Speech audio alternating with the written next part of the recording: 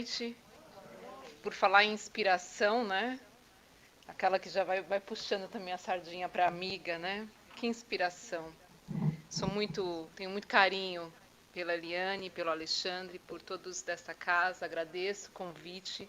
Além da amizade, né? São pessoas de corações muito especiais e a qual eu prezo muito. E para mim é uma alegria muito grande estar aqui na noite de hoje, conversando um pouquinho com vocês. Não gosto muito de chamar de palestra, porque eu acho que doutrina espírita nós expomos, né, os ensinamentos dos espíritos. Então nós vamos fazer uma reflexão em torno deste tema que afeta tanto a mulher, né, mas nos afeta como espíritos imortais também. No espiritismo nós temos a grande bênção de termos aquela consolação de como que nós resignamos em situações das nossas vidas. É a única filosofia, a única religião que vai nos ensinar, que vai nos dizer o porquê da dor, o porquê do sofrimento, o porquê que a minha vida está assim. Mas eu fiz esse estudo baseado numa mensagem do livro Estude Vida, de Emmanuel e André Luiz. As mensagens de número ímpar são psicografadas por Emmanuel e as de número par por André Luiz. E essa mensagem é de André Luiz, que se chama Existência e Resignação. Eu gostaria de deixar uma pergunta para vocês inicial, para a gente ir refletindo durante o nosso estudo. Quando que nós precisamos resistir ao mal que nos ocorre na vida e quando nós precisamos resignar? É difícil essa decisão no nosso dia a dia. Nós passamos pelas dificuldades, pelos obstáculos, e é muito complexo eu saber quando que é a hora de eu aceitar a vontade de Deus e prosseguir, não é? Como que o Espiritismo nos ajuda nesse processo de resignação? Quando eu preciso aceitar o que Deus está propondo na minha vida. Esta é uma outra grande lição que a gente tem para aprender, né, com o Consolador. Existem situações na nossa vida que podem ser modificadas? O que vocês acham? Eu quero ouvir, eu não quero ouvir só o desencarnado. Eu não tenho clara audiência. Sim, né? O pessoal da internet talvez está falando sim. Claro que tem, né? Eu trouxe inicialmente algumas definições assim de dicionário mesmo. O que é resignar? O que é resignação? É o ato de aceitar algo sem se revoltar. Então a gente está falando fora do espiritismo, definição de dicionário. É uma submissão à vontade de Deus. Olha que interessante. É uma sujeição paciente às contrariedades da nossa vida. E aceitar pacientemente o que acontece, ou seja, nos conformar. Ok? Isso seria a resignação. E além disso, submissão à vontade divina. Isso é a resignação. O que é a resistência? O que vocês acham que é a resistência? Quando eu fui fazer esse estudo, eu confesso a vocês que eu estava esperando o André Luiz passar a mão na minha cabeça e dizer, olha, você é muito forte, resiste, tenta, continua. Eu não tinha a menor ideia de onde que eles iriam chegar com essa mensagem. É por isso que eu acho que vocês vão também partilhar de uma opinião semelhante. Resistir, no dicionário, é oposição, é uma constância, ou seja, eu resisto àquele problema, eu resisto àquela situação, então é uma coisa constante. É uma firmeza, uma determinação. Então vejam que não é no sentido pejorativo, né? No sentido de teimosia, que nós vamos ver na noite de hoje essas duas palavras na nossa vida. O que me chamou muita atenção nessa mensagem, eu achando, né, como eu falei para vocês, que ele ia passar a mão na nossa cabeça, ia trazer aquela mensagem, você está sofrendo, e a gente entende, Mas existe, você é forte. Quando eu comecei a ler, já nos primeiros parágrafos ele já começa. Todos necessitamos ajustar a resignação no lugar certo. E eu não entendi, confesso a vocês que eu não entendi o que ele quis dizer. E aí, mais para frente, isso vai nos dizer o quê? Como que nós reagimos diante do sofrimento? Ele vai nos explicar totalmente ao contrário do que eu imaginei. A resignação como algo, o quanto eu resisto ao mal que me ocorre. Não no sentido de o quanto eu quero eliminar da minha vida, pelo contrário. Aquelas situações da nossa vida aonde a gente não tenta mudar. Então, a resistência que André Luiz vai trazer é justamente isso. Porque em situações da nossa vida, eu simplesmente não me movo, aceito aquilo porque é Deus que quer, porque a minha vida é assim. Então ele vem nos chamar, espera aí, existe um lugar para resignação na nossa vida. Mas não é todas as vezes. Existe um lugar para resistência, ou seja, aquele problema me acontece, eu tenho duas opções.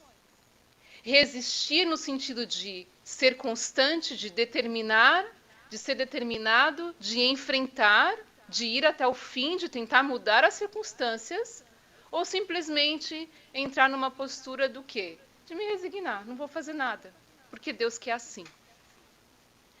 Então eu fiquei até, confesso a vocês, que em estado de choque, porque eu estava imaginando que ele ia tomar um outro rumo. E ele vem nos chamar justamente a atenção para esse ponto. Como é que nós reagimos diante do mal? Do mal que nos ocorre, das situações dolorosas na nossa vida. Até que ponto que eu estou resistindo, tentando modificar a minha trajetória, tentando modificar algumas coisas que estão acontecendo, que eu tenho esse controle, e até que ponto eu estou me entregando e dizendo, é assim que tem que ser. Sem me mexer, né? Sem sair do lugar. Então, eu trouxe aqui alguns itens para a gente poder analisar, que André Luiz vai começar fazendo uma comparação entre a resignação e a paciência. Ele também vai dizer que a gente precisa estudar a resignação, estudar a paciência na nossa vida, porque não são sinônimos. Olha só que interessante, um exemplo que ele dá. Um lavrador, uma pessoa que tem um plantio, certo? Nem sempre é tudo bonito. Tem peste, tem erva daninha. O lavrador, ele precisa lidar com essa situação. E assim é a nossa vida. As dificuldades, os problemas, as pessoas difíceis. Não estou querendo chamar de erva daninha, mas às vezes são, né? O espírito do porco que está na nossa vida. E eu sou muito desculpa, né? Elas nunca mais vão vir, né, Eliane? A Eliane já me conhece de casa, mas fica complicado. Mas, de qualquer forma, o lavrador ele precisa lidar com aquela erva daninha. Mas ele não deixa de plantar por causa disso. Mas se em determinado momento ele fala, deixa que tome conta, acabou a plantação. E assim é a nossa vida. Vão ter dias melhores, dias piores, situações felizes, situações não tão felizes. Não é? Então, a paciência é justamente isso. Não é a gente ficar numa que não vai acontecer nada de ruim, né? Não vai ter nada de doloroso. Não, vai ter. Mas eu ainda consigo enfrentar. Eu estou sabendo que aquele problema vai vir. Eu estou sabendo que aquela crise eventualmente vai acontecer. Mas eu estou a postos para conseguir enfrentar aquela situação. Sem me deixar abater imediatamente. Porque isso não é paciência. A gente confunde paciência com passividade. E não é a mesma coisa. Uma pessoa passiva não necessariamente é uma pessoa paciente. E uma pessoa paciente nem sempre é uma pessoa passiva, né? Pelo contrário, vem de pacífico. Cristo era paciente, não passivo. Embora as religiões tradicionais tentam passar para a gente uma imagem de um Cristo bobinho que aceitava tudo. Não, ele era pacífico. E aí, André Luiz vai continuar. tolerância e ociosidade. O que tem a ver isso com a resignação? Olha, às vezes nós nos colocamos em situações da vida onde a gente fala, eu tolerei, estou tolerando isso, tolero aquela pessoa, tolero esse acontecimento, isso e aquilo. Mas às vezes isso é uma fuga, né? Uma saída pela vertente. Não necessariamente nós estamos tolerando. Quando a gente fala muito em tolerância em relação a nós, vamos colocar nós aqui hoje, né? Como a Liane bem falou. Que maravilha nós virmos nos reunir no centro espírita numa sexta-feira à noite. Gente, nós já somos acima da média. Olha o povo lá fora. Que maravilha! Porque até o quê? 20 anos atrás a gente estava se arrumando para a balada, é ou não é? Nada errado com a balada, a gente quer sair daqui, vai para a balada, não tem problema nenhum. Mas olha só onde nós já chegamos. Então nós já somos espíritos já acima da média. No sentido de não nos sobrepormos acima das pessoas, mas com uma outra visão da vida. Isso é maravilhoso, né? Agora, quando a gente fala em tolerância, muitas vezes é uma fuga dos problemas e não a resignação. Para nós é muito fácil tolerar. Nós estamos saudáveis, nós vivemos nos Estados Unidos, nós temos uma cama para dormir, nós temos comida em casa, é fácil lidar com a situação. E aqueles que são colocados em cenários onde não tem opção. Então vamos pensar, nem sempre nós estamos tolerando o problema, tolerando aquela coisa dolorosa na nossa vida. Nós estamos, às vezes, mascarando com uma internet, com uma compra aqui e ali, e por aí vai. Então André Luiz vem nos chamar a atenção sobre isso também, né? E aí ele continua. Eu prometo a vocês que vai ficar bom. Tá? Vamos continuar vibrando positivamente. Estou falando vai ficar positivo. Mas a doutrina espírita é isso, é a beleza. É o esclarecimento e a consolação. Né? Então, André Luiz vai falar para nós que, com relação à resignação, à inconformação e desespero, quando a lei, né, a lei divina, quando as situações da nossa vida nos apresentam de forma difícil, dolorosa, ele vai literalmente, não é justo que a gente comece a desesperar e a entrar em gritaria. Ele vai falar isso para nós. Não é justo. Por quê? Porque ele fala assim, se as circunstâncias estão desta forma na minha situação, na minha vida, não é justo eu simplesmente cruzar os braços e fingir que não está acontecendo. Às vezes, a gente confunde a resignação com o conformismo, né? E isso fica muito complexo, porque dá a impressão que a gente se conformou, dá a impressão que a gente aceitou, mas não necessariamente isso aconteceu. No fundo, eu tô lá, né? Eu tô tolerando, eu tô aceitando, mas às vezes eu não tô gritando para fora, mas eu tô gritando por dentro. E a gente se coloca numa postura de que aceitou. Quando, na verdade, a trajetória, né, honesta conosco mesmo seria processar aquela situação na nossa vida. E nem sempre isso é possível. Não é? Então, ele fala para nós que a gente precisa rever algumas atitudes na nossa vida. A gente precisa rever a nossa atitude com relação ao conformismo. Porque às vezes eu falo, não, eu me conformo que eu, sei lá, que eu não tenho dinheiro para nada. Ok? Vamos colocar assim, uma situação normal. Mas, ele vai falar para nós assim, se eu, como é que eu posso dizer, se eu sou adepto, né, à preguiça, se eu não gosto de trabalhar, o que eu posso esperar da vida? Então, claro que isso é um exemplo extremo, né? Mas a gente pode pensar assim, uma civilização, por exemplo, ela foi construída começando pelo mundo primitivo. Então as pessoas até um tempo atrás a gente se matava um ao outro para comer um ao outro, né? Depois foi melhorando. começou a matar os animais, depois foi trocando, foi fazendo negociação. Hoje a coisa está um pouco mais amena. Então a civilização foi o quê? Foi um processo. A mesma coisa a higiene. Eu quero viver num lugar limpo. Eu tenho que limpar. Né? Eu não vou estar lá sentada e falar, vassoura, começa aí a mexer. Se bem que a gente está em outubro, né? A gente nunca sabe. Nunca se sabe. Nunca se sabe. Melhor eu ficar quieta, né? Vai que as vassouras começam a andar aí, né? Enfim, aquela que tem a fama, né? Mas, se eu ficar, eu vou pegar um prato de comida, eu tô com fome. Eu tô olhando o arroz, vem aqui na minha boca. Não vai funcionar.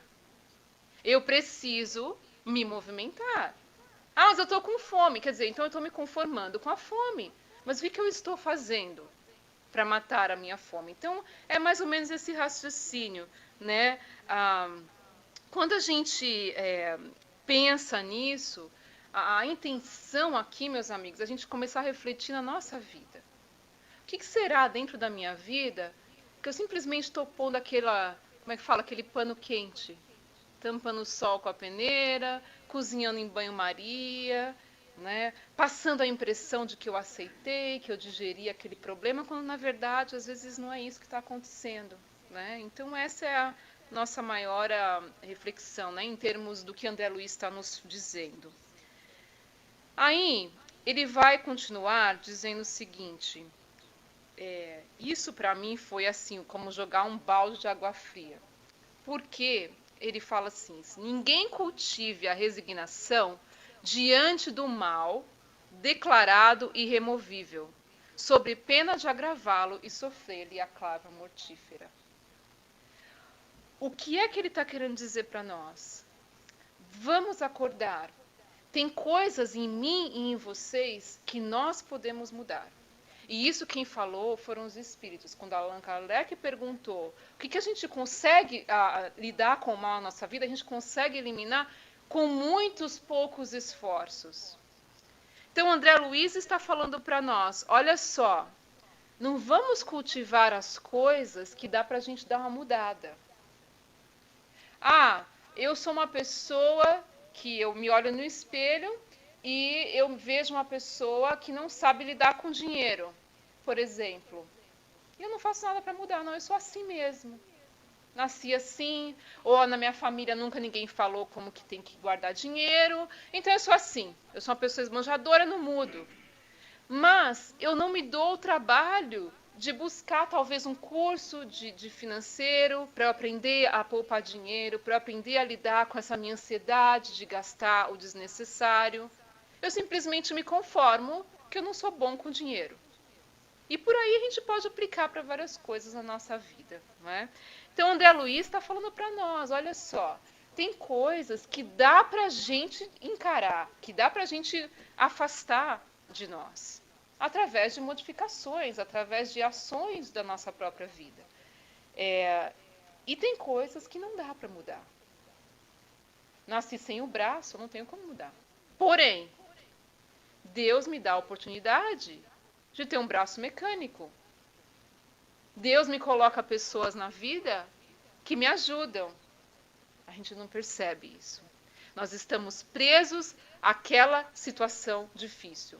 Aquela situação que não está funcionando na minha vida. Aquilo que eu não gosto, aquilo que eu não quero, aquilo que eu abomino. Mas nós não estamos vendo o que está ao redor, né? E André Luiz vem nos lembrar isso. Tem coisas da nossa vida, tem erva daninha que dá para sair da gente. E a gente não para fazer essa reflexão às vezes. Eu, para falar para vocês, realmente não paro.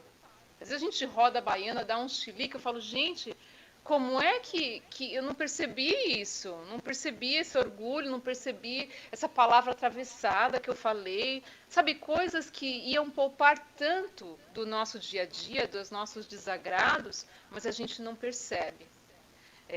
Então, fica aí para a gente refletir, né? Jesus, quando ele estava na cruz, ele não foi um símbolo de passividade, a crueldade humana. Ele não estava lá aplaudindo, então tá, todo mundo imperfeito. Então, pelo contrário, ele é um símbolo de resistência.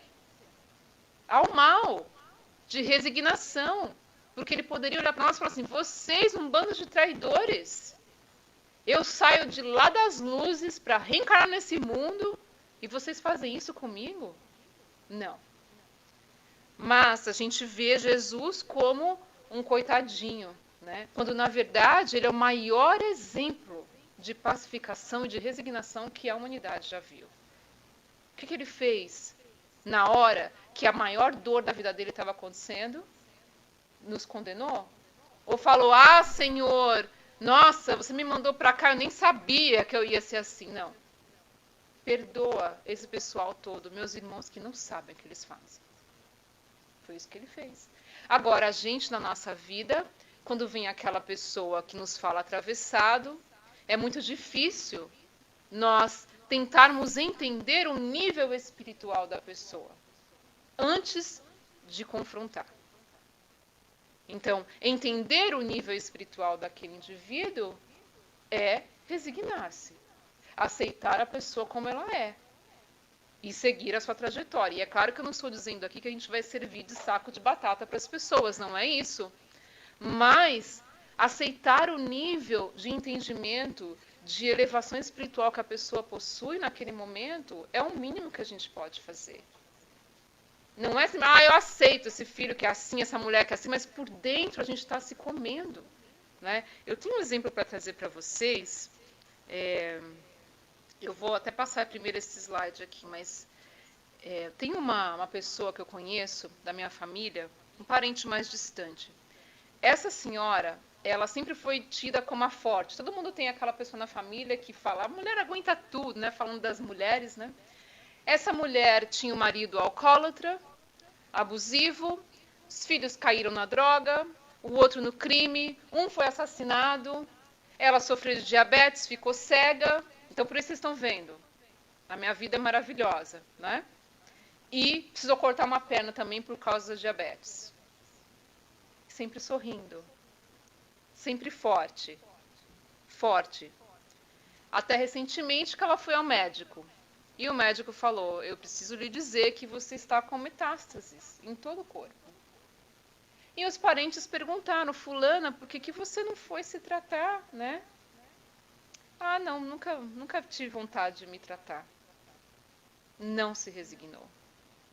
Então, às vezes a gente aparenta que se resignou, que aceitou aquela aprovação dolorosa, aquela expiação na vida, mas por dentro estamos nos corroendo.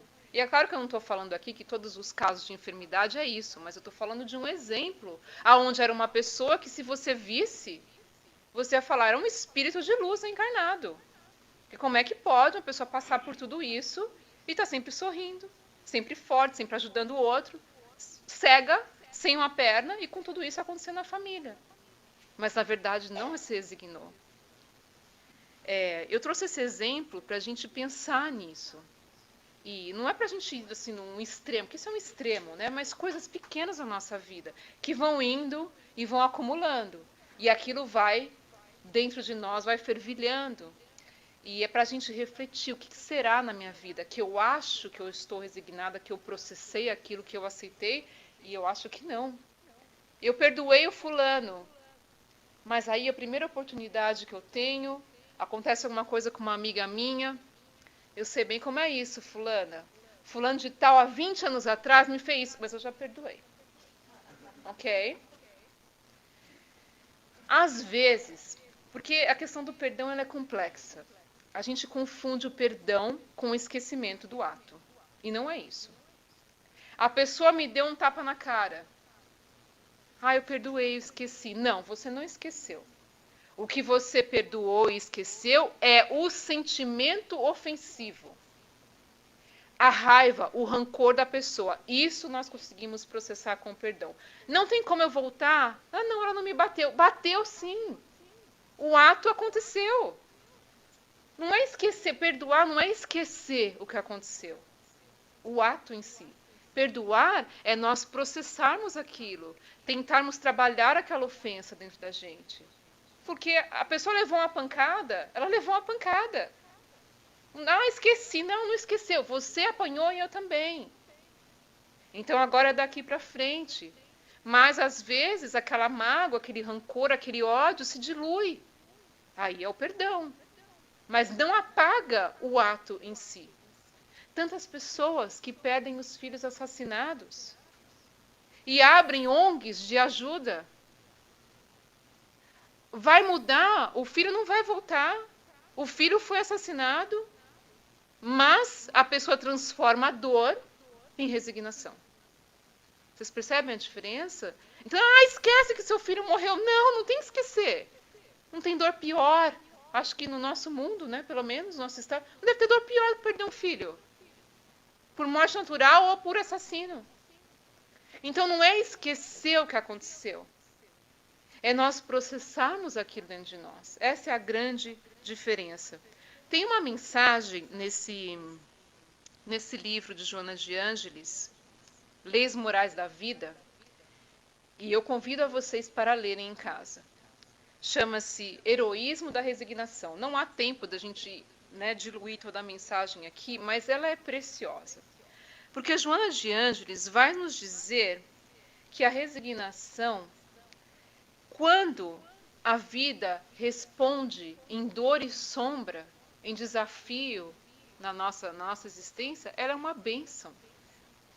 Nos resignar, aceitar a vontade de Deus, se torna um alívio. Que horror, mas não, se torna um alívio. E a gente pode perguntar isso para várias pessoas em estado terminal. Quando a pessoa, no último segundo, aceita a vontade de Deus e desencarna em paz. Então, existe sim uma bênção, uma paz atrás dessa aceitação. Ela fala que a resignação é uma alternativa redentora. Por que é uma alternativa? Porque eu tenho uma opção de me revoltar, de blasfemar ou de ir para uma alternativa redentora, que é o que ela vai dizer, que somente os bravos conseguem impor. Bravo não é no sentido de braveza, de grosseria. Bravo, de fortaleza espiritual. Resignação não é para qualquer um. Não é. A gente está vendo um Chico Xavier, por exemplo. A gente está vendo. Mas nós já conseguimos fazer alguma coisa nesse sentido. Então, ela vai dizer que, para os bravos, reforça valores espirituais. Quando a gente se resigna, quando a gente aceita a vontade de Deus, naquela situação que nos parece imutável, nós criamos força espiritual. Porque nós temos a ilusão de que a força vem de nós. Por isso que a gente sofre. Quando a gente passa por uma provação dolorosa, Senhor, me dá força, eu estou achando que aquilo vai brotar do céu. A força, claro que ela vem em parte de nós, mas tem uma fonte divina. Então, quando eu me entrego a Deus, minha vida é assim, Senhor, eu já tentei de tudo, eu preciso aceitar a vontade de Deus. Quando, na verdade, num outro patamar evolutivo que todos nós vamos chegar, a vontade de Deus, ela já tem que ser aceita já de primeira. Tem aquela coisa que a gente fala, né? Agora é só Deus mesmo. Não, é só Deus mesmo desde o começo. Mas eu estou lá, batendo. É claro que a gente precisa bater na porta. Muitas vezes. Só que, meus irmãos, tem horas que aquela porta se fecha. Todo mundo aqui já teve uma porta fechada ou não? Ou sou só eu? Porque as minhas fecharam. E fecharam doído e dói. Quando a porta se fecha, dói e dói muito. Mas, quando uma porta se fecha, é um sinal de que Deus já tem outras várias abertas. Eu estou olhando para aquela que está embaixo do meu nariz. Apenas. Então, é o resignar depois que eu já tentei de tudo. É o que o André Luiz está falando para nós. Vamos resistir até o fim. Resistir a não cair nesse erro novamente? Porque fulano me irritou. Vamos trabalhar a nossa irritação. Porque isso não é desculpável.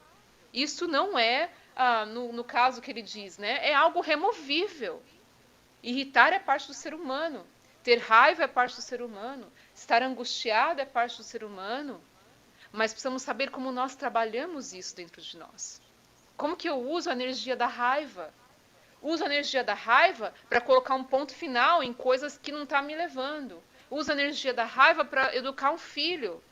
Uso a energia da raiva para impor respeito no relacionamento sem briga, óbvio.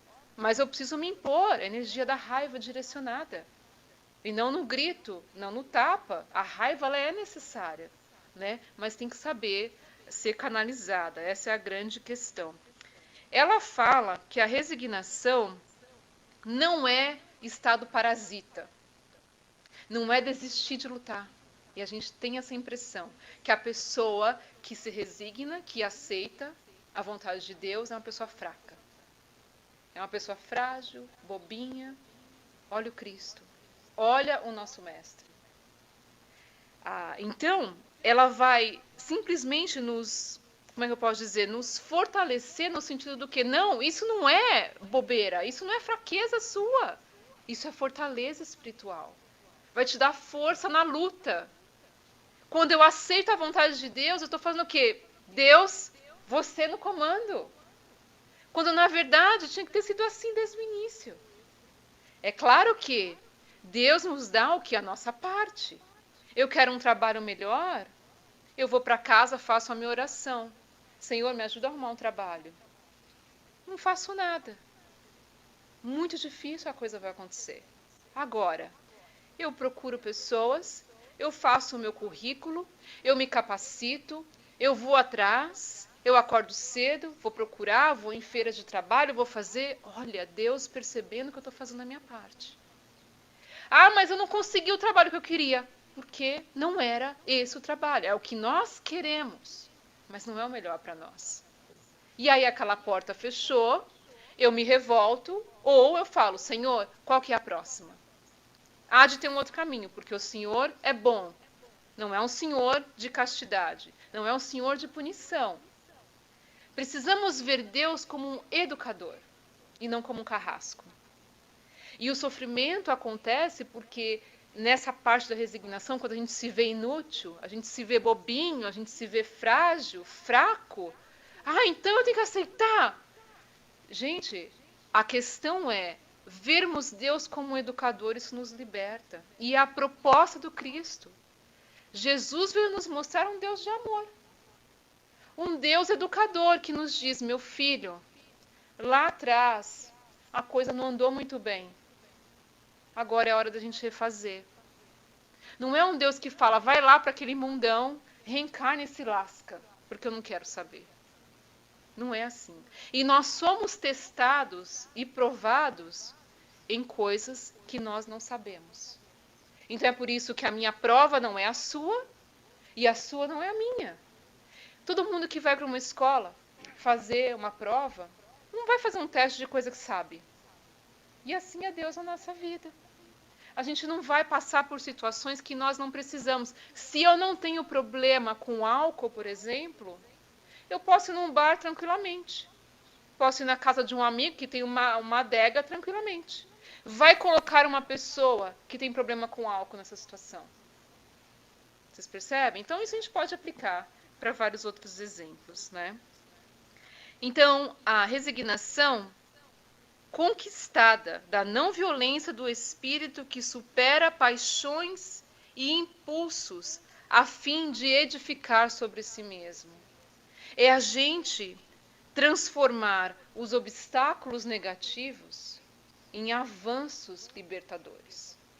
Quando eu tenho um obstáculo na minha frente, eu tenho algumas opções. A primeira delas é o quê? Sentar e chorar, certo? Que é o que a gente faz uma das vezes, é o primeiro, né? Começa a arrancar os cabelos, começa a blasfemar. Outra opção é, o que eu faço para contornar esse obstáculo? Como que eu faço para remover isso? Como é que eu faço para lidar com isso? E uma terceira opção, que na minha opinião é a mais triste, é fingir que o obstáculo não existe. Essa é a pior. Porque no momento que a gente se descabela, que se revolta, uma hora a ficha vai cair, né? Mas lembra desse exemplo dessa senhora que eu dei? Quando eu finjo que eu não estou passando por aquela dor, é que é aí que está o problema. Então, o obstáculo, a situação está ali para ser vivida, para ser enfrentada. Até um ponto aonde eu consigo enfrentar. Até um ponto que eu preciso deixar que Deus atue na minha vida. Né? Isso deveria ser desde o início. Mas aí, ela vai falar para nós, neste outro livro, Dias Gloriosos, sobre a resignação também, dizendo que não nos referimos à aceitação tácita, ou seja, aceitação patética, né? Aquela aceitação passiva, é assim mesmo e pronto, dos fenômenos negativos que se sucedem durante a reencarnação, mediante os quais a aparente resignação nada mais é do que válvula de escape para ocultar sentimentos de revolta e desencanto, que se instalam como distúrbio interior a refletir-se de futuro na organização somática. Lembra do exemplo que eu dei daquela senhora? É basicamente isso. Nós entramos num movimento de aceitação aparente, certo? Daquela problemática, daqueles fenômenos negativos. E eu uso isso como uma válvula de escape, ou seja, aquilo do obstáculo. Eu finjo que não está acontecendo e trato isso como se fosse uma fuga. Então, quantos de nós vai se acabar na bebida, nos relacionamentos, no dinheiro, onde for, como uma fuga dos problemas, como uma fuga das situações complexas, né? Então, essa fuga, esse não processamento da dor, da dificuldade, começa a refletir futuramente na nossa organização somática, até ocasionar os danos perispirituais e até a nível físico. Então é por isso que a gente ouve sobre a raiva nos processos de enfermidade, sobre a falta de perdão, coisas que não foram processadas no momento que precisavam ser cuidadas. Aconteceu aquela bomba, o que é que eu faço agora? Vou fingir que não está acontecendo? Vou me desesperar ou eu vou encarar? E pedir a Deus força para encarar, porque, meus amigos, tem coisas que a gente não vai conseguir mudar. É a realidade da vida. É a nossa condição humana agora. Nosso estado evolutivo é esse. E eu poderia ficar aqui, não, vamos, tudo vai mudar, vai ficar para melhor. Vai mudar e vai ficar para melhor. Mas vai demorar um pouco.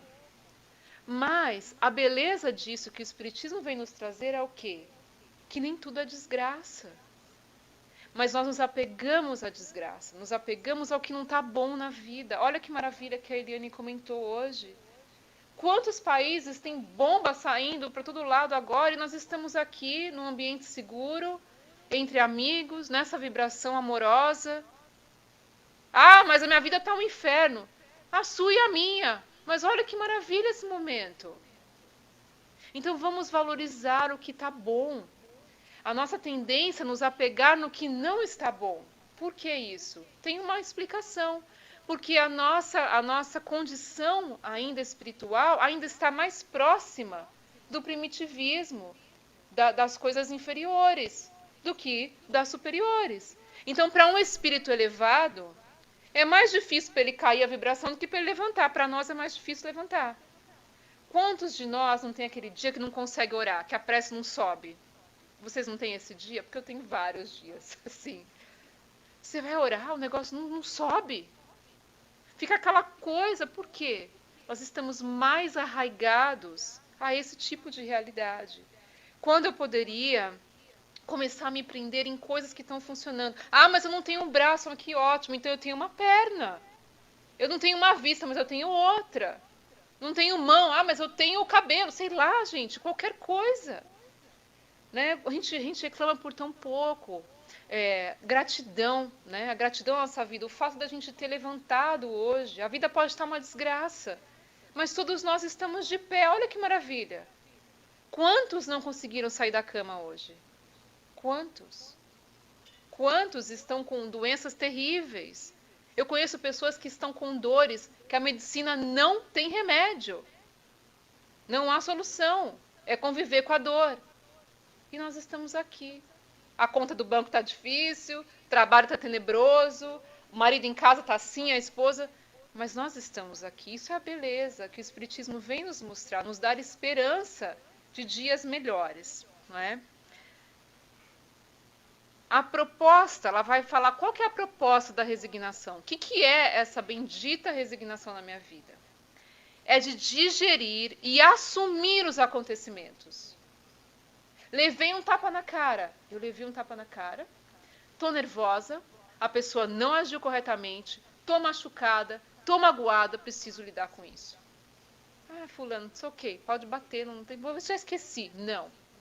É o digerir e assumir que aquilo está acontecendo comigo, né? Sobrepondo a paz íntima às ocorrências perturbadoras, agressivas, que parecem desmotivar o indivíduo para o prosseguimento da luta. Então é aquele desânimo que vem, aquele desespero onde eu falo, peraí, deixa eu estudar o que está acontecendo comigo nesse dia de hoje.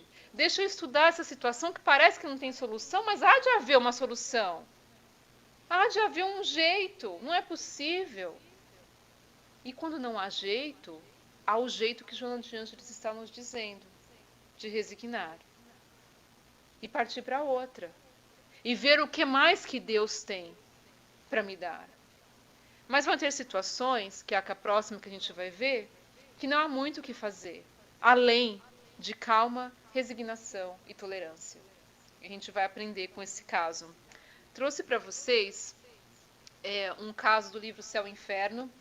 Se Allan Kardec tivesse feito só colocado o livro dos Espíritos e esse livro, a gente já estaria meio caminho andado. Neste livro nós vamos encontrar a justiça das aflições, o porquê que eu passo por isso, o que vai acontecer lá do outro lado. Allan Kardec coletou vários casos de pessoas, de espíritos que aconteceram com eles. Depois que desencarnaram, de rei a mendigo. Gente como a gente. Então ele não fez isso para criticar a vida alheia, para fazer fofoca espírita, né? A gente faz fofoca espírita, mas ele não fez isso para isso. Ele fez para a gente ler uma coisa dessa e falar, nossa, me identifico. Então será que é isso mesmo que acontece? Nossa, então tem jeito disso na minha vida. Tem lá a vida futura, falando sobre céu e inferno, condenação, de um Deus que não é punitivo, né? Então vamos buscar esse conhecimento no céu e inferno. Mas o que eu trouxe para nós hoje é uma situação que muito me comoveu. Nesse livro Céu e Inferno, vou começar, o nome do caso que ele cita chama Um Sábio Ambicioso. Então veja o nome do caso, tá? É de uma senhora de Bordeaux. Então, a situação atual desse espírito, dessa pessoa. Olha só, vamos ver se a gente se identifica com alguém que às vezes a gente conhece, né? Essa pessoa tinha uma vida de martírio físico, ok? Moléstia mais ou menos graves desde os 5 anos de idade. Então, você está falando, não é de uma pessoa que já está de idade, começou a ter doença, não. Desde os 5 anos de idade. Sabe essas pessoas que já começam a ter várias enfermidades, né? Vivendo quase 70 anos, entre a vida e a morte. Sabe aquela pessoa que a gente fala tem vida de gato? É bem essa, vai para o hospital, volta, durante 70 anos. Vocês conseguem imaginar o que é isso? 3 vezes foi envenenada por uma terapêutica de uma ciência experimental. Sabe esses que a gente está vendo, né? Tomara que não faça isso conosco, mas estão tentando arrumar um negócio para o Covid, né? Tomara que não façam isso, mas naquela época tinha muito isso. Faziam os experimentos, estamos aqui para ver o que acontece. Então ela foi envenenada por 3 vezes, ok? E isso ocasionou danos no seu organismo e no seu psiquismo, na parte neurológica. Aí ela continua. Arruinada pelos remédios e pela essa situação, ela só vivia em sofrimento. Allan Kardec relata, né? Esse espírito relata. Até que a filha espírita, cristã, decidiu procurar o auxílio do quê? Do espiritismo, pedindo uma resposta a Deus. O que se passava com a mãe dela. E vai procurar, né? Eu acredito que tenha sido numa das reuniões de Allan Kardec, mas a situação é mais ou menos assim.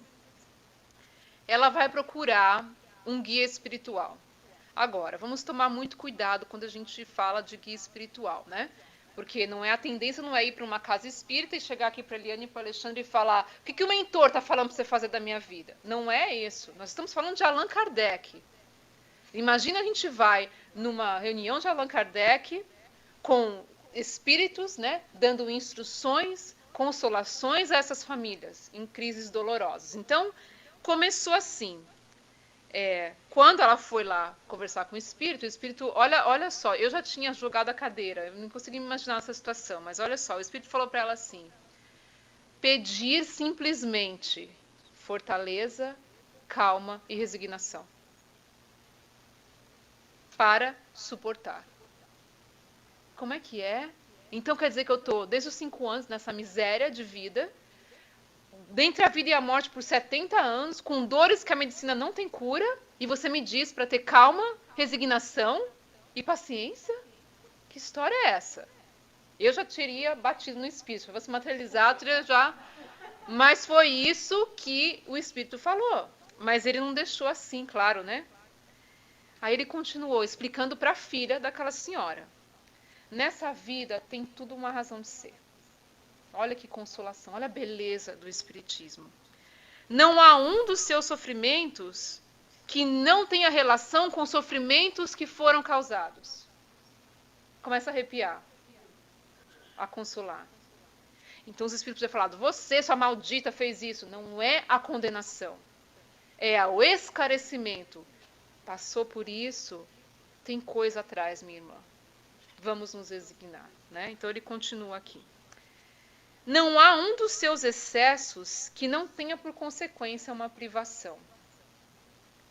Não há uma só lágrima que caia dos seus olhos que não seja para lavar uma falta ou um crime qualquer.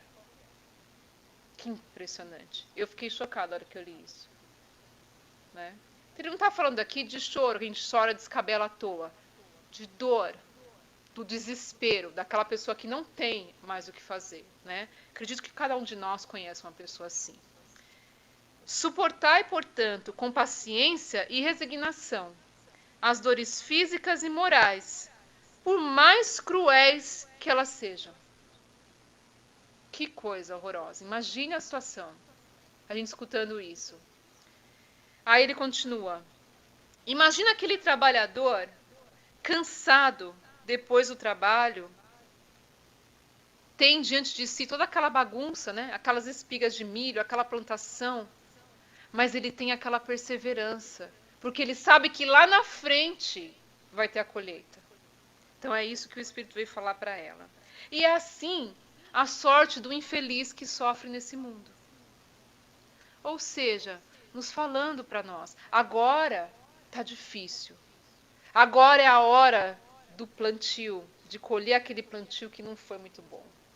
Mas lá na frente, se eu conseguir arrancar essas ervas daninhas, lá na frente eu vou ter um campo muito florido.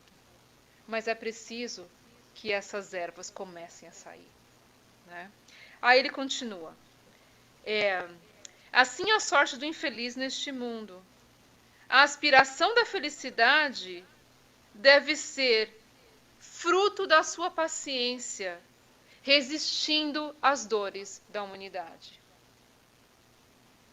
A felicidade, ela é uma conquista. Então para ser feliz tem que sofrer? Não. Nós já começamos a trilhar alguns caminhos meio desviados. Então nós temos felicidade relativa nesse mundo. É possível ser feliz nesse mundo. Os espíritos nunca disseram, não, vocês estão aí para padecer, para sofrer só. É só esse o objetivo. É possível ser feliz nesse mundo. A diferença é o quê? Não dá para ser feliz todo dia. Vai ter problema, vai ter constrangimento, vai ter tristeza, mas vai ter muito momento feliz. Pensa num filho que nasceu. Pensa numa conquista na sua vida. Mas não tem nada. Então pensa que você se livrou daquele sarafara. Alguma coisa boa deve ter acontecido. Não é possível.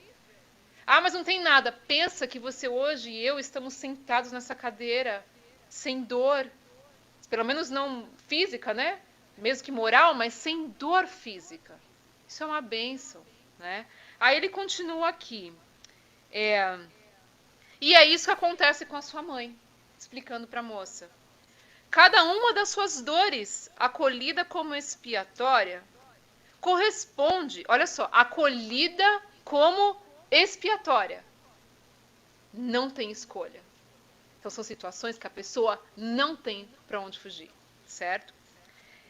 Corresponde à extinção de uma nódoa, né, um problema do passado. Quanto mais cedo essas nódoas forem eliminadas, mais breve ela será feliz. Então veja aquilo que a gente comentou, né, de ficar tapando o sol com a peneira e a gente não vai enfrentar aquela situação. Quando na verdade, quanto mais rápido eu cavucar aquilo e tentar processar aquilo na minha vida, mais fácil é o meu caminho, mais fácil eu vou me livrando de tudo isso. Mas dá trabalho.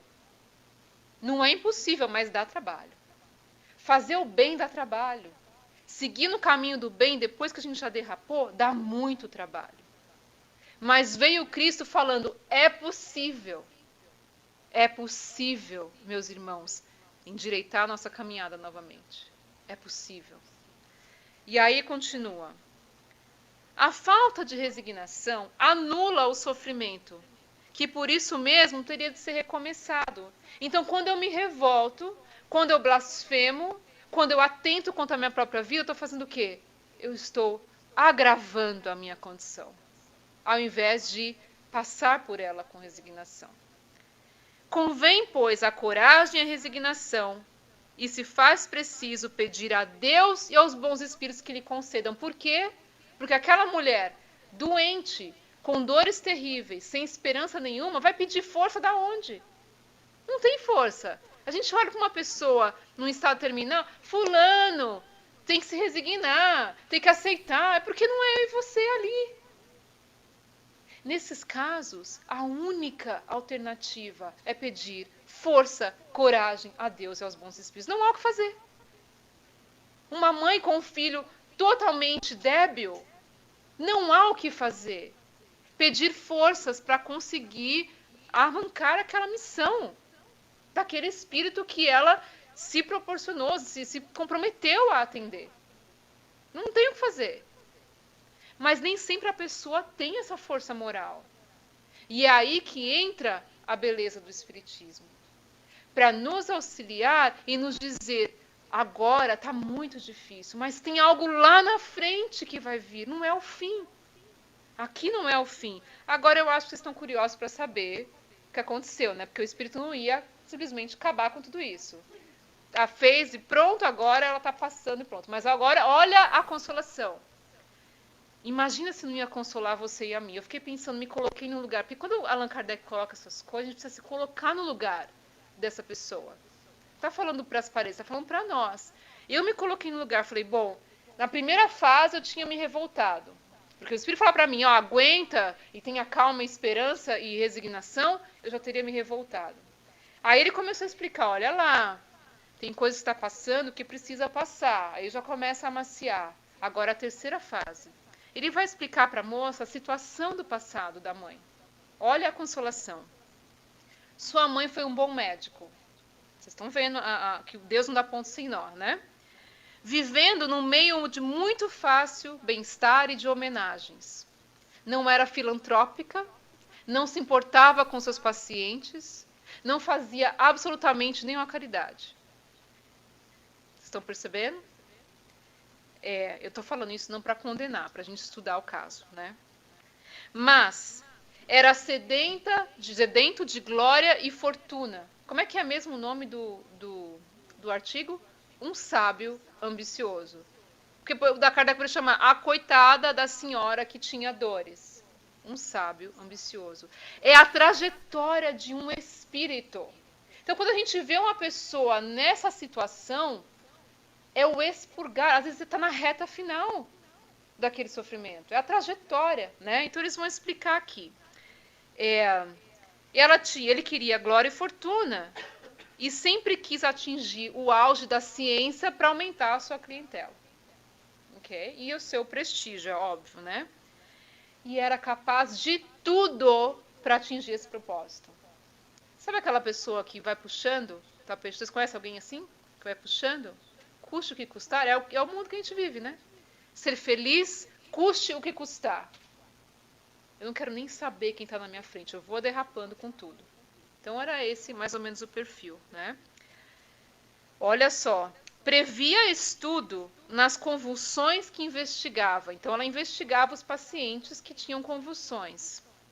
A sua mãe era um Marte, né? Uma heroína baseada nos leitos de sofrimento.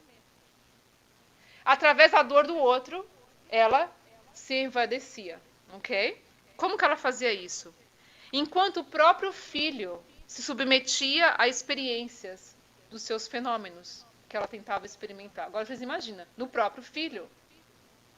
Aí continua.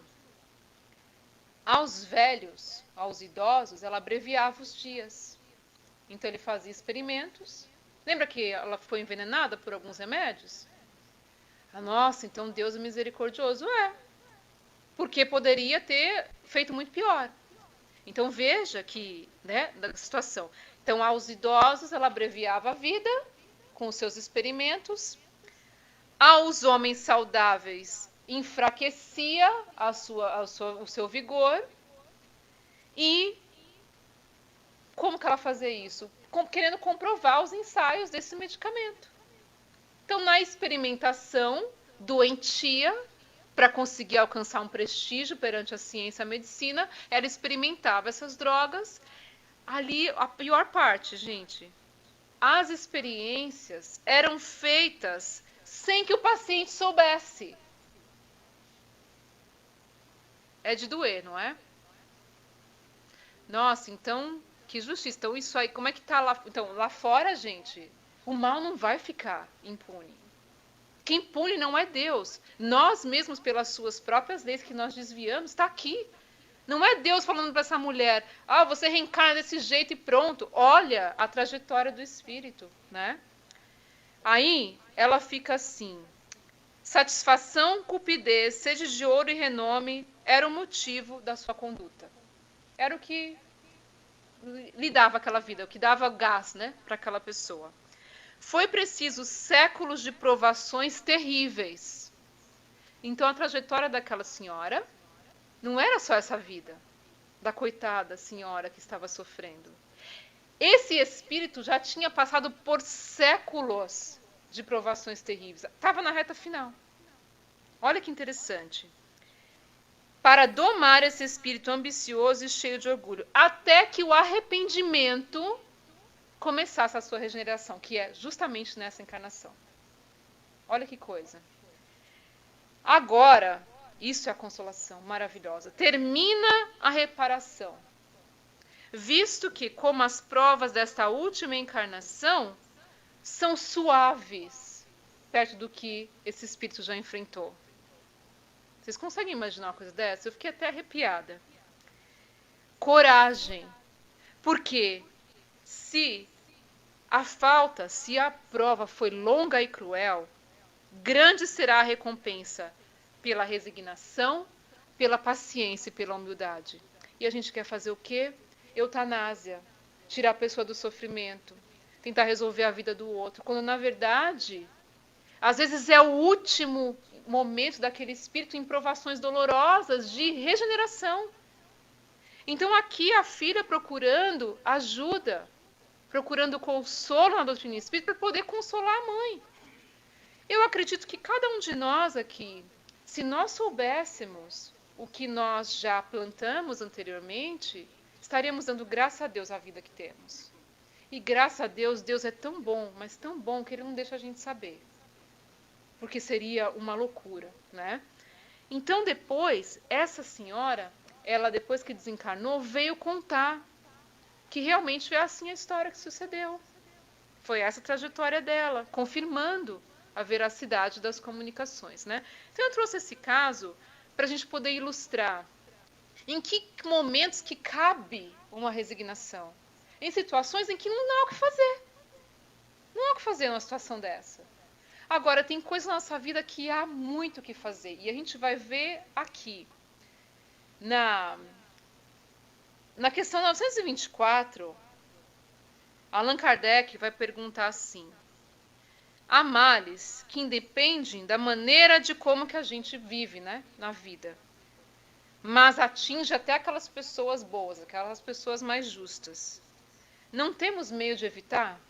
Aquela pessoa boa, que a gente fala, nossa, fulano está sofrendo tanto, não merecia, né? Olha só a resposta. Deve se resignar e sofrer sem murmurar. Isso é muito difícil, a gente não consegue fazer isso ainda, né? Se quer progredir. Então, o progresso por essas situações dolorosas é a forma como a gente enfrenta a situação. Não é a prova em si, a dificuldade, não é a revolta, é como que eu passo por aquela dor.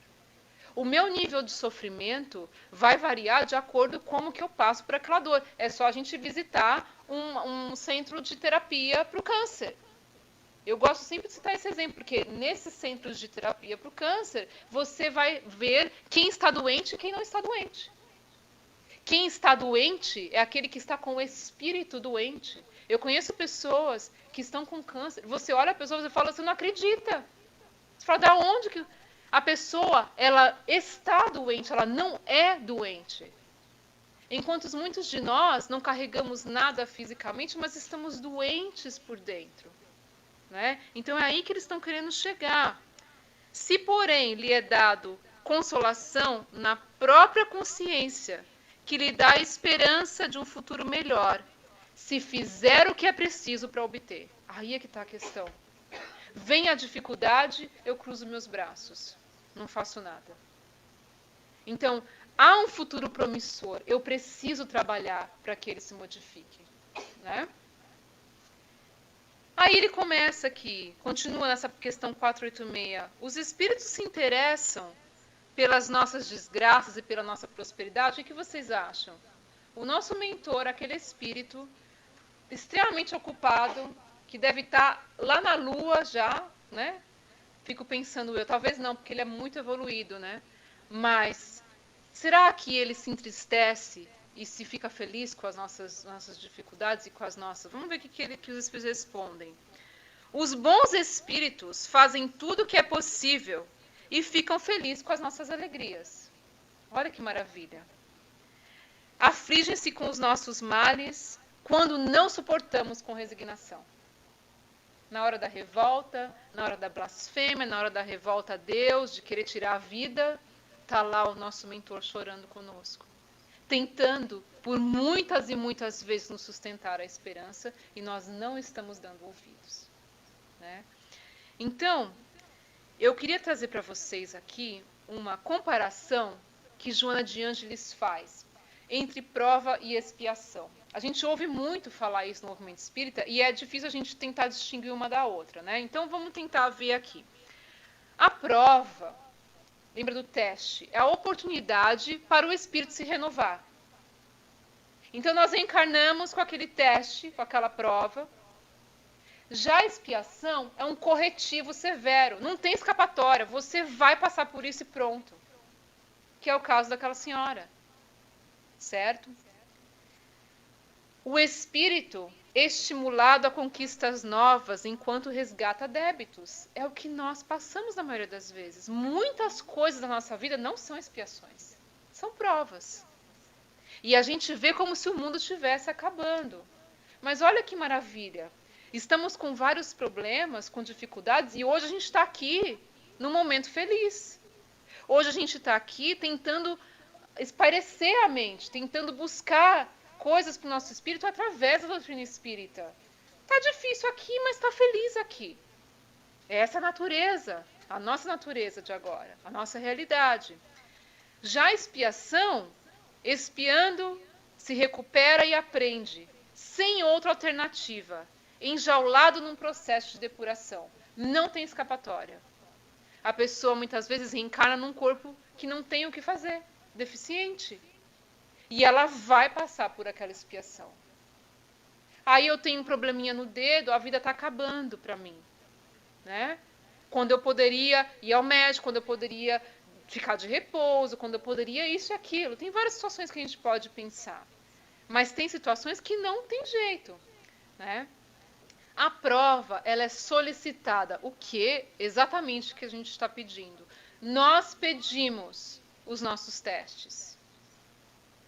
Pelo amor de Deus, chegamos nós no plano espiritual com o caso dessa senhora. Pelo amor de Deus, que coisa horrorosa que eu sou. Eu quero vir cega, mancando, com isso e aquilo. Nós pedimos. Às vezes, aí o mentor da gente fala assim, peraí, vamos devagar. Vamos devagar, porque sabe que a gente não vai dar conta. Ah, não, mas eu quero. Então tá. Às vezes eles deixam um pouquinho a mais. E pum, mas a maioria das coisas que nós passamos são por livre e espontânea escolha, para que nós possamos evoluir. Vamos pensar isso na nossa vida. Aquele filho ingrato, infeliz, que está embaixo do meu teto, ele é uma prova e expiação? Depende. Depende. Muitas vezes uma prova, um espírito que nós desencaminhamos, um espírito que precisa de nós, ou um espírito que Deus fala, basta, chegou o momento de vocês conviverem. É uma expiação. Chegou o momento de cessar o mal. Se pelo menos nós não nos amarmos, não vamos nos matar um ao outro. Mas encarna numa condição, não tem escapatória, né? A prova, ela examina, experimenta o grau de preparação do educando. É os testes. Lembra que eu falei? Nós não somos testados em coisas que eu não preciso. Então eu passei por essa prova, se eu passei nesse teste, eu não vou ser testada de novo. Acabou. Não vou. Já a expiação, ela ensina rigorosa a lição desperdiçada na inutilidade, na viciação. É diferente, né? A prova lembra uma escola. A expiação é a enfermagem. É o pronto-socorro, é você pegar o bisturi e falar, eu vou arrancar esse tumor, essa ferida, dessa vez. Não tem outra saída. E aí é nesses casos que entra a resignação. E até das provas, tem provas que eu não vou conseguir passar. Todos nós. Tem coisas que não vai dar para conseguir, a gente não consegue. E faz o quê? Tenta de novo. E tenta de novo. Até conseguir. Porque é assim que Deus faz conosco, né? Podem as preces por nós mesmos, que por nós mesmos fizermos, mudar a natureza das nossas provas e desviar o curso? O que vocês acham? Que sim? Acho que só orar... Quer dizer, só orar não, ele está falando se pode, né? O que vocês acham? Sim, pode mudar? Vamos ver o que eles fazem aqui. Vamos ver, hein? Eles não falam em sim nem não, né? As vossas provas estão nas mãos de Deus. E algumas precisam que ser suportadas até o fim, que é o que a gente falou. Mas Deus leva em conta a resignação. Como é que é? É aquela pessoa que está numa vida excruciante e se resignou. E está caminhando, e está levantando, e está lutando. Eu garanto a vocês que a forma que a pessoa passa aquela situação, ela tem mais alívio. Ela consegue ajuda. Ah, mas ela está sem braço ainda.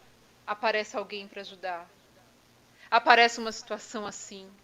Ela é favorecida em outros aspectos. Então, dependendo do nosso nível de resignação, a nossa situação pode ficar mais amena. Meus irmãos, vamos pensar nisso. Eu gosto de dar um exemplo da expiação, que eu não comentei no slide passado. Um exemplo que eu acho que vai auxiliar muito a gente tentar diferenciar. Uma mulher que ela recebe um diagnóstico, ela tem um aborto espontâneo, né, várias vezes, e ela eventualmente consegue engravidar. Um aborto espontâneo, uma pessoa que está tentando engravidar e não consegue, é muito difícil. É uma dor, né? É uma prova dolorosa. E uma outra que recebe um diagnóstico, você é estéril. Qual que é a expiação? A gente vai achar que não, é aquela que está... Não. A expiação é, você é estéril. Ponto. Não tem como engravidar. Ponto. A prova é o quê? A pessoa passou pela experiência do aborto, passou pela experiência da perda, passou pelaquela crise, conseguiu engravidar. Com muito custo, mas conseguiu. Certo? É a prova. A expiação não tem jeito. Ah, mas então Deus deixou de gerar. Não. Aquela pessoa com a expiação, aquela mãe, no caso, tem a opção. Ela pode adotar, ela pode cuidar de crianças, ela pode fazer outras coisas para suprir aquele vazio. Quando ela se resigna, quando ela vê outras portas se abrindo, aquela expiação deixa de existir? Não. A mulher doente não deixou de ser doente. Mas existe um alívio, existe uma paz interior, existe uma fortaleza moral que a gente consegue passar com mais facilidade e aceitar com mais facilidade. Mas a situação está ali. Reencarnei sem uma mão. Não tem, não tem mão. Não tem. Mas é como eu falei, eu posso ir uma mão mecânica, eu posso fazer exercício para lapidar a outra mão, para desenvolver outras habilidades. Eu aceito, eu me resigno àquela minha limitada condição e sigo adiante, certo? Então a prece traz para junto de vós os bons espíritos, dando-vos estes a força de suportar com coragem. E aí, menos rude elas vos parecem. Então, como a Eliane falou, a prece ajuda a gente? Sim, ela não vai eliminar o problema.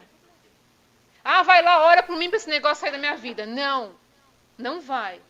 Se bem que, às vezes, Deus começa a mover algumas montanhas.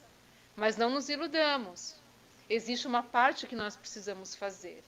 Então, o orar apenas não é o suficiente. É a forma que eu passo pelaquela condição, é eu entender que a oração vai me aliviar, me ajudar a encontrar força moral para passar por aquilo. E até ao ponto de chegar e falar, nossa, isso aqui eu nem imaginei que fosse tão fácil passar por isso. Quando a gente vai dormir com um problema do tamanho do mundo, parece que aquilo é o fim do mundo, e a gente ora, pede aos espíritos para auxiliar a gente durante o sono, nos dá alguma esperança, né? A gente acorda, nossa, mas não é tão difícil quanto eu achava. Isso não é milagre, isso é o poder da prece. O problema está ali, não desapareceu, mas é o poder da prece, da vibração amorosa, dos espíritos e de Deus, que é o que o espírito recomendou àquela família, né? A gente está quase acabando, tá? Se deixar eu falo até 1h, já está acabando.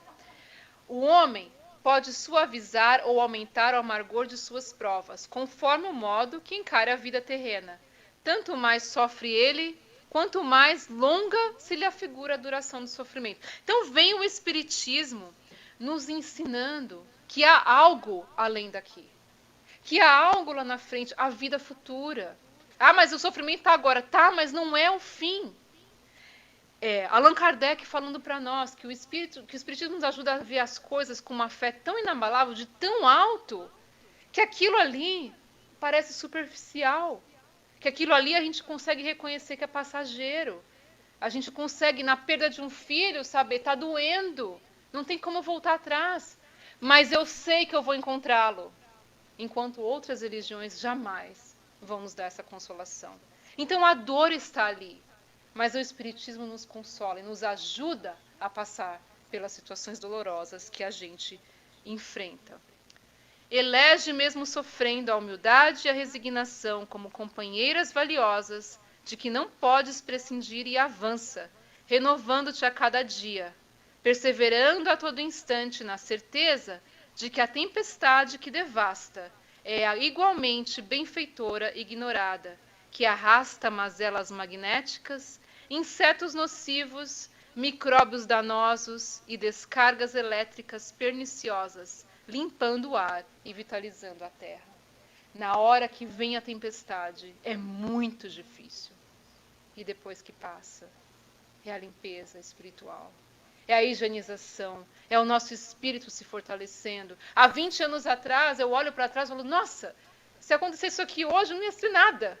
Eu evoluí, eu me fortaleci, eu cresci espiritualmente. Né? Aqui, eu queria, para a gente fechar, o que vocês, assim, para nós podermos ir para casa, se alguém de vocês pudesse me dizer o que essa imagem simboliza na sua vida? Alguém? Todo mundo calado, né? Resiliência, muito bom. Perseverança. Ok. Então, isso aqui somos nós. Tá lá as rachaduras, o cimento grosso, batendo, né, rachado, doendo, cortando, e nós florescendo. Custe o que custar. Né? Então é o que São Francisco de Assis fala para nós.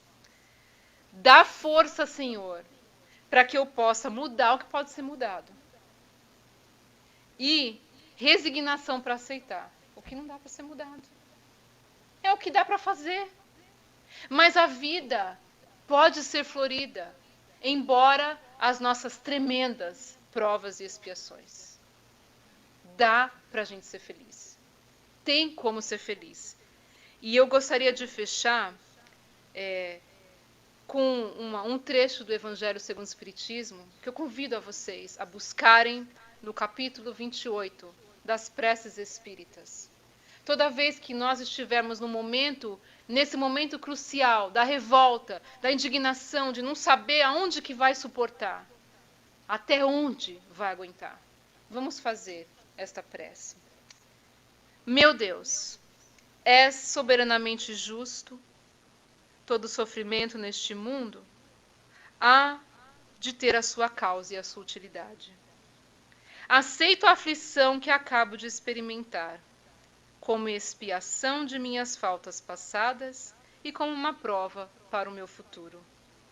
Bons espíritos que me proteges, dai-me forças para suportá-las sem lamento.